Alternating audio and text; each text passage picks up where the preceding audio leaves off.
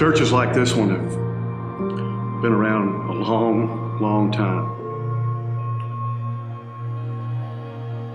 And there are thousands, literally thousands, of these churches today that sit vacant all over our country. You know, a lot of these churches were actually physically built by local men, hardworking men in those communities. But the other thing that happened in those churches, another kind of building, was it was a place where men built young men into men. The church was the place where men came and invested in each other, and for that reason we had generations and generations of men that were turned out that had great character, and men that knew how to be husbands and knew how to truly be fathers to their children. And then we had men that really understood and believed and learned how to be difference makers in their communities and in their workplaces. But something happened along the way. Men quit building men.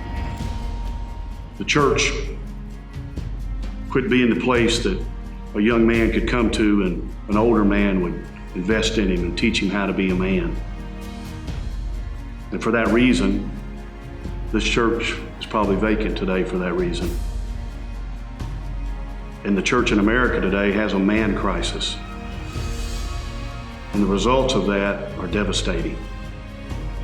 We've got older men that don't know how to finish well by investing in middle-aged men.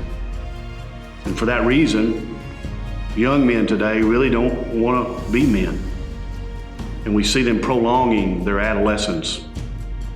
1/3 of young men in their 20s and early 30s still live with their parents. That's a 100% increase in the last 20 years. Men ages 18 to 42 will change jobs 11 times. The average age of a male video game user today is 35.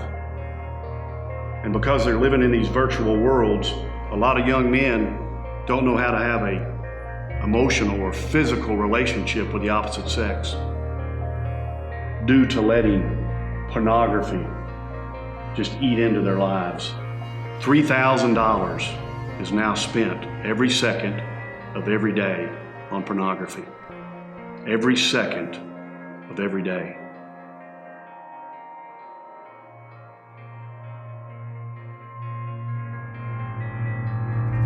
Enough is enough. We need better men. We need men who will quit trying to be successful at things that don't really matter. We need men who will wake up and realize we have some major problems. We need men who will finally realize that no matter what the world has to offer, that the solution to all the problems is Jesus. And we need men who will be willing to finally change. And men who will realize that and believe that pursuing God's heart, that one man can truly make a difference if he'll do that.